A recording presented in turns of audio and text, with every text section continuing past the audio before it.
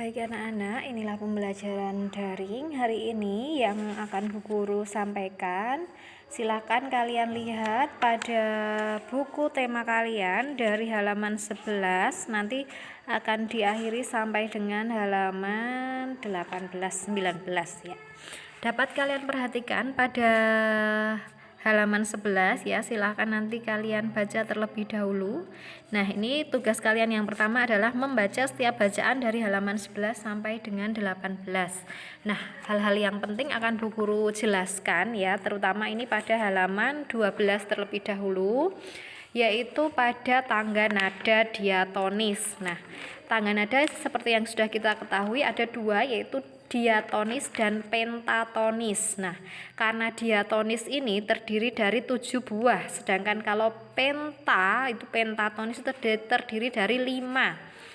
Bedanya apa? Bedanya kalau tangga nada diatonis itu biasanya dimiliki oleh alat-alat musik yang standarnya internasional ya, seperti piano, kemudian ada juga gitar ya, yang alat musik dari Eropa. Nah, untuk yang pentatonis ya, terdiri dari 5 nada, itu biasanya dimiliki alat-alat musik dari daerah ya. Contohnya seperti apa? Gamelan ya, itu ada saron, gambang. Lah itu merupakan alat musik yang mempunyai tangga nada pentatonis. Nah, untuk hari ini yang akan kita bahas adalah tangga nada diatonis, minor dan mayor. Nah, dari halaman 12 kalian bisa lihat.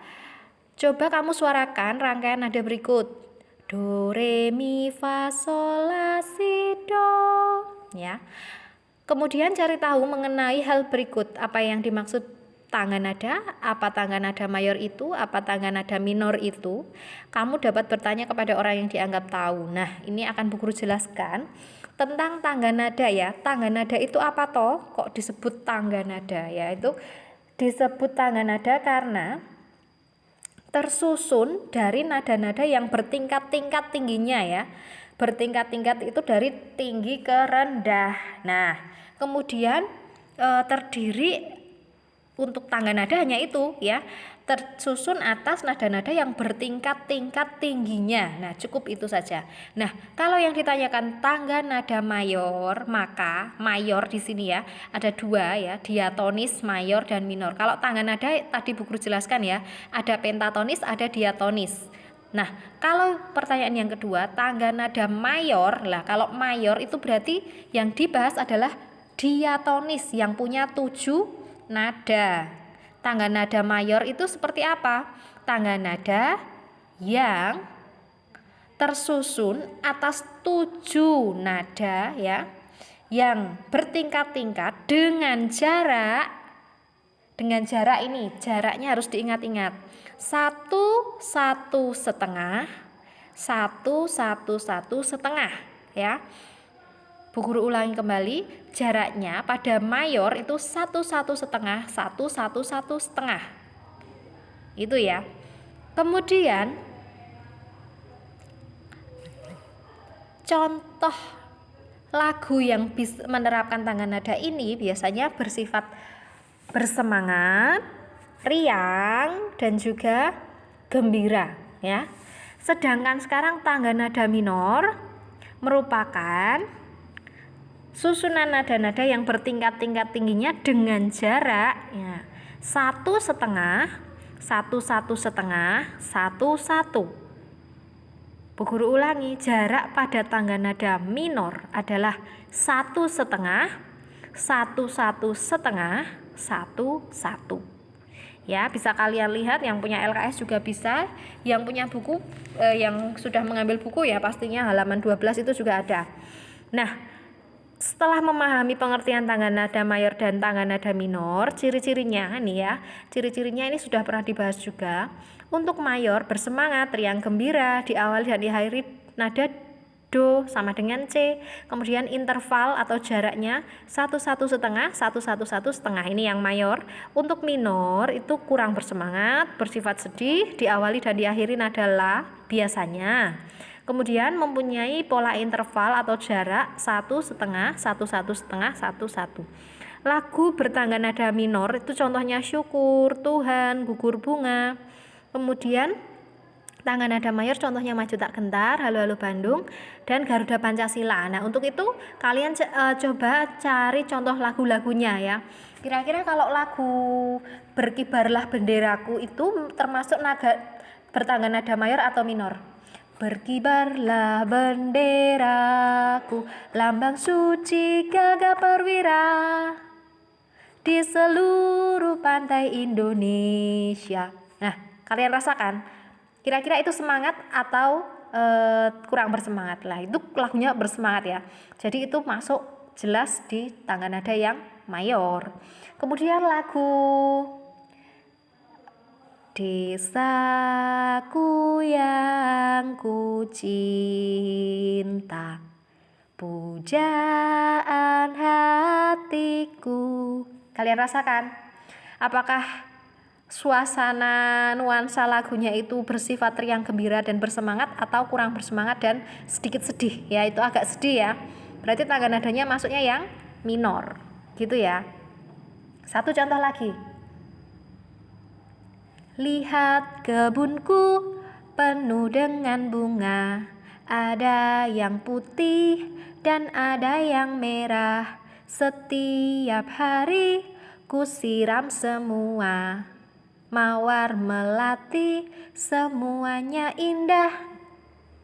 Mudah sekali itu sepertinya ya, mengenali lagu-lagu tersebut. Masuk ke tangga nada mayor karena sifat riang gembira dan bersemangat seperti itu ya, tanpa kalian mengetahui nada-nada angka-angkanya itu letaknya di mana, kemudian yang digunakan apa. Dengan dirasakan kita bisa menentukan jenis tangga nada yang digunakan dalam suatu lagu. Baik, untuk selanjutnya akan kita bahas tentang pantun ya. Tentang ciri-ciri pantun yang sudah disampaikan ada bersajak ABAB, satu bait terdiri atas 4 baris, setiap baris terdiri atas 8-12 suku kata ya, terdiri atas sampiran dan isi ya. Sampiran itu merupakan kata-kata dalam 2 baris pertama, yaitu baris ke-1 dan kedua di setiap bait ya. Maknanya biasanya tidak terlalu penting. Kemudian untuk isi berada pada baris ke-3 dan ke-4, yang mana itu adalah inti dari pantun tersebut. Contoh nih ya, contoh pantun kanak-kanak. Berarti baris pertama dan kedua ini merupakan sampiran, baris ketiga dan keempat adalah isi. Kalian bisa langsung ketahui isinya tentang apa. Kita baca langsung isinya saja. Hatiku senang tidak kepalang, ayah pulang membawa oleh-oleh. Wah, ini pantun apa ini yang dibawakan oleh-oleh sangat senang itu? Biasanya anak-anak. Kemudian sampirannya nyambung tidak ada hubungannya sebetulnya. Kita baca ya. Terbang rendah burung kutilang, hinggap di dahan sambil menoleh. Tidak ada hubungannya dengan ayah pulang membawa oleh-oleh. Hanya diambil kata terakhirnya ya, kutilang. Belakangnya pakai lang. Itu harus sama dengan yang baris ketiga ya, karena sajaknya ABAB, sama-sama A berarti ini lang. Kemudian menoleh dan oleh-oleh sama-sama leh ya, begitu. Jadi pantunnya itu iramanya indah ya, seperti itu. Kemudian yang kedua contohnya, hujan turun rintik-rintik, ada gubuk di tepi sawah, wahai dinda berwajah cantik, bolehkah Kanda main ke rumah? Ini contoh pantun muda ya, bukan anak-anak lagi, ini sudah seperti merayu orang. Nah, ini contoh pantun muda. Ada pantun tua ya. Kalau pantun tua ciri-cirinya biasanya berisi nasihat kehidupan ya, karena orang tua itu sudah melewati asam garam kehidupan yang mana itu ada suka duka di situ. Nah, ada petuahnya di situ. Kita baca ya. Enak benar tinggal di batu jajar, segar udaranya indah dan permai. Anak sekolah rajinlah belajar agar cita-citanya kelak tercapai.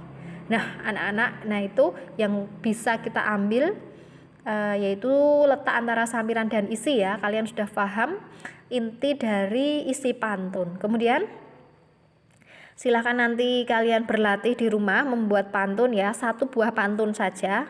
Bebas tentang orang tua, anak muda atau anak-anak. Ada juga pantun itu ada pantun jenaka ya, ada pantun teka-teki. Nanti kita akan pelajari pada materi selanjutnya. Kemudian yang terakhir Bu Guru sampaikan ini di sini ada bagian-bagian jantung pada burung ya. Selain manusia, hewan juga mempunyai sistem peredaran darah ya. Mengalir akan mengangkut nutrisi ke seluruh organ tubuh. Nah, pada prinsipnya itu setiap sistem peredaran darah hewan, terutama hewan vertebrata yang bertulang belakang sama seperti manusia. Contoh hewan vertebrata itu seperti ikan, katak, reptil, burung, mamalia ya. Nah, yang dimaksud alat-alat peredaran darahnya seperti jantung dan pembuluh darah ya, yang disebut peredaran darah tertutup tadi. Nah, ini merupakan organ jantung pada burung. Kalian bisa lihat nih ya, peredaran sistemik, kapiler pembuluh, arteri, ventrikel, peredaran pulmonari, dan kapiler paru-paru. Nah, ini seperti ini. Dan mempunyai ventrikel, septum, dan atrium. Nah, perhatikan gambar, ternyata jantung burung mempunyai bagian-bagian yang sama seperti jantung manusia. Seperti hewan vertebrata, jantung terdiri atas 4 ruang ya. Atrium itu serambi kanan, kemudian atrium serambi kiri, ventrikel itu bilik ya, bilik itu yang ada di bawah, ventrikel kanan dan ventrikel kiri ya, sama seperti jantung pada manusia. Kalau pada manusia disebut bilik dan serambi, kalau pada burung disebut atrium dan ventrikel. Nah, pada hewan itu pada dasarnya mempunyai 2 jenis peredaran darah ya, ada yang terbuka dan ada yang tertutup ya. Pada sistem peredaran darah terbuka, tekanan darah yang dihasilkan dari kontraksi jantung cukup rendah. Oleh karena itu, sari makanan yang terdorong akan mengalir lebih lambat. Contohnya terdapat pada cacing dan serangga seperti belalang. Sistem peredaran darah tertutup, jantung akan memompa darah secara terus-menerus sehingga tekanan yang didapatkan tetap stabil. Hal ini akan mendorong darah keluar dengan lebih kuat dari pembuluh darah ya, selang, dan memasuki organ jantung dengan kecepatan yang baik. Dalam sistem peredaran darah tertutup, darah akan mengalir mulai dari jantung menuju ke wilayah pembuluh kapiler dan kembali lagi ke organ jantung hewan. Sistem peredaran darah tertutup memiliki jumlah kelebihan dibandingkan sistem peredaran darah terbuka. Kelebihannya, sistem peredaran darah terbuka antara lain mengalir lebih stabil sehingga tekanan dalam pembuluh darah hewan juga ikut stabil.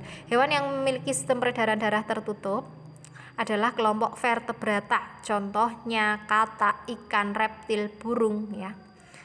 Contohnya itu. Sekian pembelajaran hari ini. Untuk tugas anak-anak silahkan nanti dibuka bukunya pada halaman, melanjutkan yang kemarin ya, pada halaman 13 dan 14 ya, ada pilihan ganda dan juga ada IC 55 ya. Latihan pembelajaran 2 silahkan dikerjakan. Terima kasih atas perhatian kalian. Sekian pembelajaran ini, semoga bermanfaat dan membawa manfaat untuk kalian lebih memahami materi pada pembelajaran hari ini. Bu Guru akhiri, wassalamualaikum warahmatullahi wabarakatuh.